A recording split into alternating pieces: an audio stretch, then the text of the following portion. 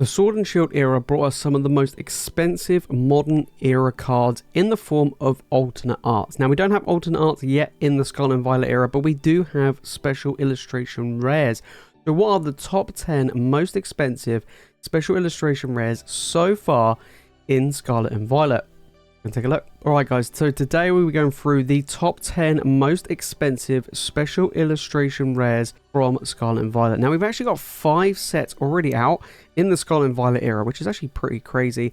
And special illustration rares are really nice, but we do know that the Sword and Shield era had some very, very expensive cards, but they didn't all start off as expensive as they are now. A lot of them have gone up in value over time, but don't forget the most expensive cards when they roughly came out in the Sword and Shield era was roughly around 100 or less. It was very rare to have that many cards over $100 or even around $100. I remember even the Evolving Skies alt art, some of the big ones in that set wasn't even $100. The Moonbryon was over 100 and it was one of the few cards there was.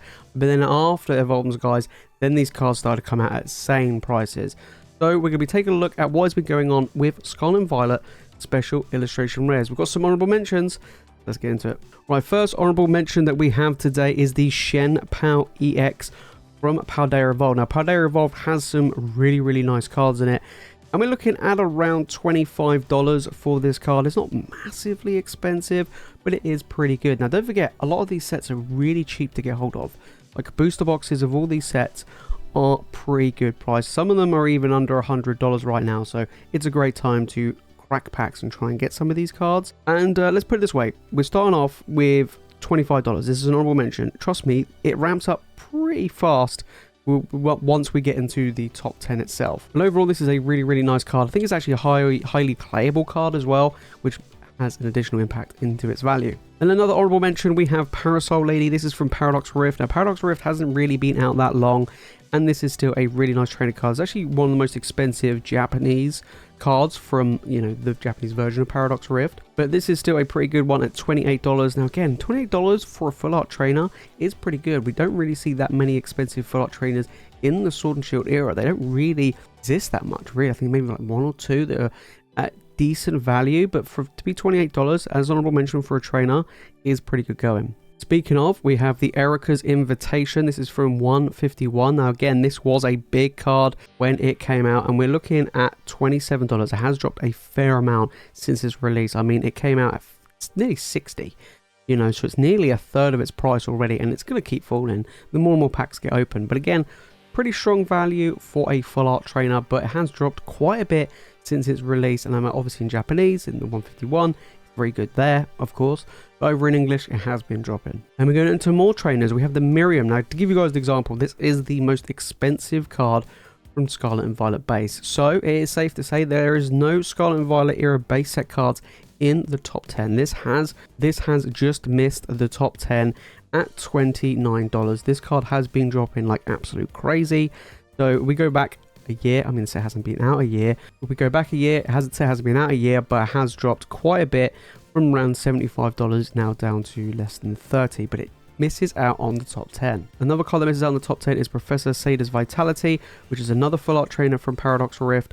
I think this is one of the most expensive cards from Paradox Rift, coming in at $31. Again, misses out on the top 10, but again, another trainer card. A lot of trainer cards over $20 across the Scarlet and Violet era so far. We're going to be seeing a trend. I'm hoping that in the future sets we can start getting Pokemon that push out these trainer cards, but it is holding pretty strong at $31, $32, and it has been ticking up since its release. And missing out on the top 10 is the Alakazam Special Illustration Rare. And this one's a good one. You know, from 151, it is about $35. It has dropped from its all-time high of around $45. So it's dropped about $10 since its release. It is a beautiful, stunning card, but it just misses out on the top 10. Close, but not close enough. All right, so coming in at number 10, we have the Iron Hands EX from Paradox Rift. Now, this card has been doing pretty well, you know, $36. It did come out quite high. It shot up out of its release. So, you know, from its release, it was $25. Then it shot up to $42 because it is a playable card. And it's trickled down a little bit to $36. It is one of the most expensive cards from Paradox Rift. It's pretty cool artwork. I kind of like it. I actually quite like the Iron Hands EX just as a whole. I think the Pokemon actually looks pretty sweet. This is a pretty cool, nice looking card. Paradox Rift not long has come out, so I expect a lot of the prices to take a little bit more time to sell, but the pull rates are tough. So I expect a lot of these special illustration rares from sets like Paldea Evolved and Paradox Rift to hold good value moving forward. At number 9, we have another card from Paradox Rift. We have the Goldengo EX. We got the old Golden Cheese String coming in here at $39. Has dropped, you know, quite a bit. I think there was a lot of hype from this card when it first came out. It says 98, and then it dropped to 40, and then it went up a little bit, and it stayed back down to 40 again. So this is a big card, you know, one of the most expensive cards again from Paradox Rift. You're going to be seeing quite a few Paradox Rift cards in this top 10, mainly because, well, they're pretty good. They hold good value, and the pull rates will keep them afloat for times to come, to be fair. So that's one thing to look out for. And I don't think a lot of people are going to be opening up much Paradox Rift because they want to open up more 151. So that'll have another impact on the value further down the line. Then we have my favorite card from 151, which is the Zapdos EX Special Illustration Rare, coming in at $41. Now it has dropped since its release. It came out at around about $51. It dropped to about $39, went up again, and it's kind of settled a little bit more now. In at $41, $41. And to be fair, this is a beautiful card. It is my chase cards. Have pulled it on a live stream. I mean, things in 151, it's interesting, right? Pull rates are tough, but the product's been opened up so heavily that it might impact the cards in the long run. Even though the pull rates are actually quite tough, we might actually see some of these cards start dropping in value if more and more packs go open, because that's what's going to happen, right? And that's what usually happens with a lot of sets. But like I say, Paradox Rift might be a bit of an unusual one just because the pull rates are so tough and not many people are opening it. So we'll keep an eye on that one. But yeah, 151 Zapdos, my favorite cards, coming in at $41. Then we have the Venusaur EX. I absolutely love the Venusaur. $42 or $43. Again, this card, it did come out, it's dropped a bit. It came out at 60. It did actually dip just below 40, trickled up again to around 48, and has dropped again. So similar to the Zapdos, I do feel like, again, once more packs are opened, we'll see these prices drop even further, potentially drop to roughly around 30 might be where they will sell at. But these are still some of the biggest cards from 151. 151, in my opinion, is probably the strongest Scarlet and Violet era set at the moment.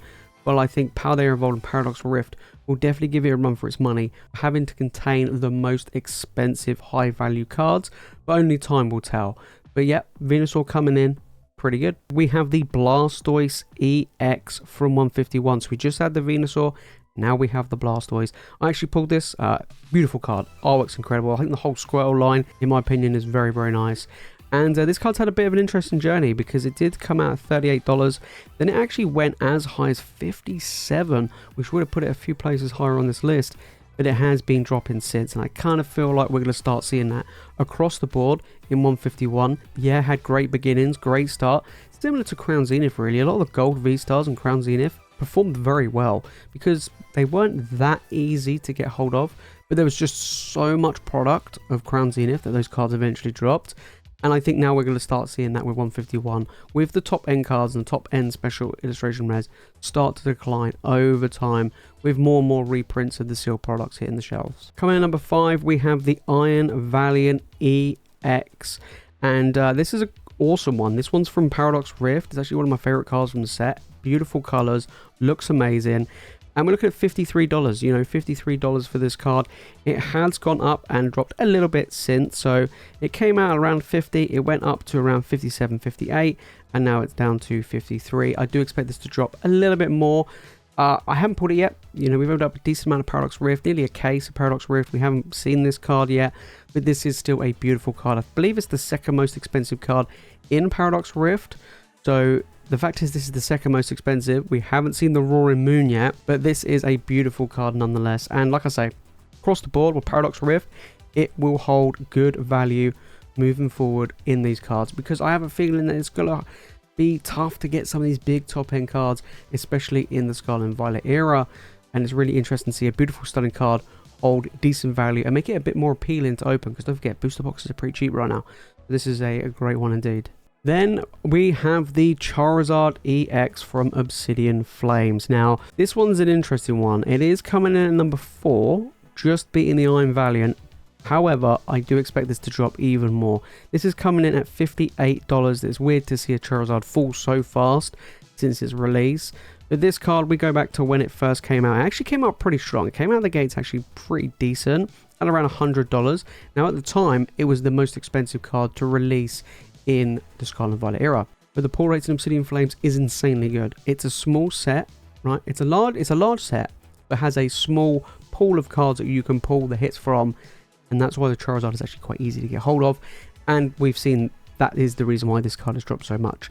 Yes, it's holding in within the top 5, but I do expect it to fall even further as more and more Obsidian Flames opened. A lot of people really enjoy opening up Obsidian Flames because it is just so easy. So it'll be interesting to see how this card does in the future, but right now it is holding on to that top 5 spot, but I do expect it to drop over time.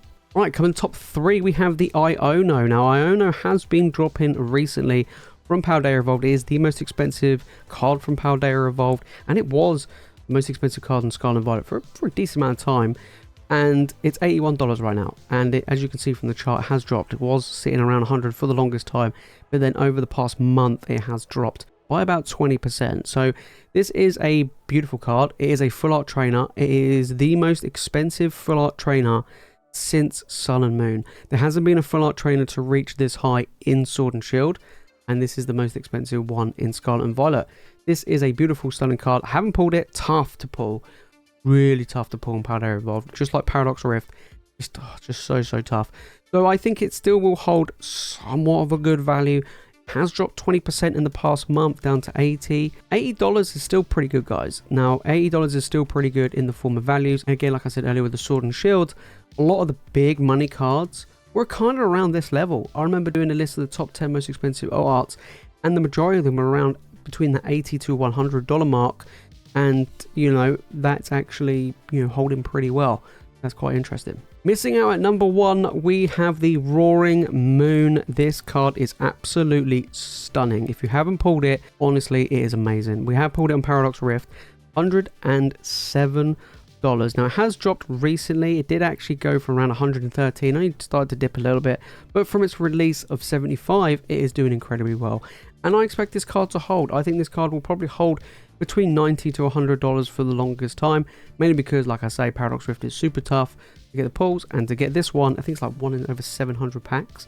It's just really difficult to try and pull this card, so I think that would help it. And again, if people are not opening up Paradox Rift, then what we're going to see is we're going to start seeing on some of these big top end cards not really moving much, and that's what happened with Fusion Strike. Take a look at Fusion Strike. All those cards, you know, have hold their value, but then the big ones like the Gengar, because it was so difficult to pull, steamed off ahead over time, not straight away. It wasn't, you know, it still was the most expensive, around $100. It was around $90 to $100 for the longest time, but then about a year or so after the set came out, then it started to go up. So look, Paradox Rift is a similar set to Fusion Strike, but Roaring Moon is doing pretty well. But if you made it this far into the video, guys, and you've enjoyed it, make sure to smash the like button and make sure to subscribe for more Pokemon content. And let me know down below what are your thoughts on this list so far. What do you think number 1 is? If the Roaring Moon is number 2, what do you think has taken the top spot? Because so far we've had some really nice cards and some big cards.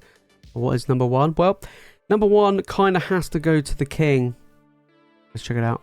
Coming in at number 1, we have the Charizard EX from 151. Now, this is an interesting one because it's not everybody's, like, favorite Charizard artwork. I mean, it's interesting. It's not the best Charizard artwork, I must admit, mainly because, well, you see more of the landscape than you do Charizard. But we can't deny that this is the big money card, and it has been the big money card since it came out.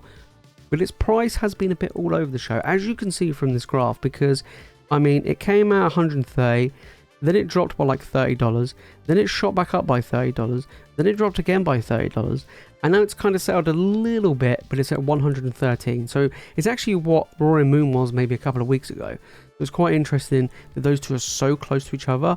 We might see changes. So this card, again, pull rates, just like Roaring Moon, is the reason why this card is holding its value.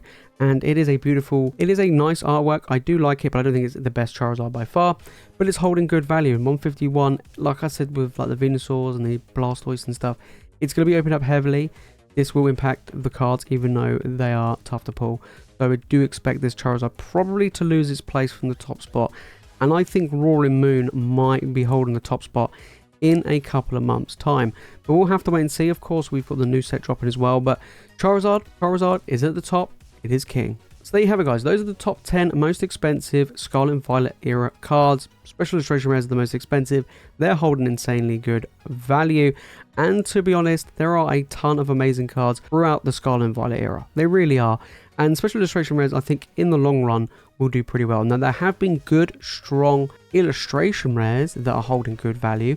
Things like the Groudon, the Tyranitar, the Magikarp, which actually, some of them would actually have places in the top 10 most expensive cards in the Scarlet and Violet era.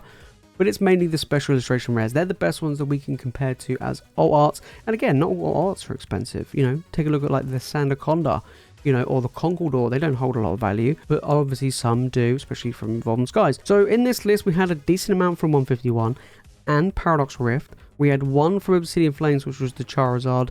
But then we did have a couple, you know, but then we had obviously the Ono from Paldea Evolved as well. Nothing from Scarlet and Violet base. The Miriam doesn't even make it into the top 10.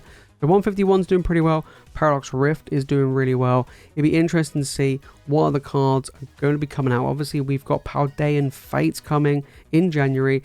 Hey, that might hold some more expensive cards to add in. But that's pretty interesting. If we go back and we look at the first 5 sets in the Sword and Shield era, not many of them held that much value. I think probably the most expensive card we're looking at is probably the Rainbow Chonkachu holding the fort. And even then, it's now, what, around $120? Over 2 years since its release. So it's interesting to see how these cards will do in the long run. Now, as the sets got on, they started to become more and more expensive in the Sword and Shield era when we started to see alt arts from things like Battle Styles onwards. We'll have to wait and see if we get something similar. We get alt arts in Scarlet and Violet. But like I say, if you made this far into the video, guys, and you've enjoyed it, make sure to smash that like button and make sure you subscribe for more Pokemon content. We're on the road to 10,000 subscribers, guys. So definitely make sure to hit that subscribe button. And like I say, let me know down in the comments, what are your thoughts? Do you have any of these cards? I mean, there are some I definitely want in my collection. You know, I really want to get the Ono. I actually really want to get the Charizard. The Iron Valiant looks absolutely stunning. And of course, I've got to get that Zapdos from 151. There's loads I need to get still in my collection, but they are absolutely fantastic. But speaking of amazing things, if you want to know all about this Paldean Fates that I've been talking about, then make sure to click on this video right here. And if you watch more Pokemon content, guys, you know what to do. Of course, make sure to hit that subscribe button. Alright, guys, that's it from me in this video. Thank you all so much for watching. You guys are legends. I'll see you in the next one.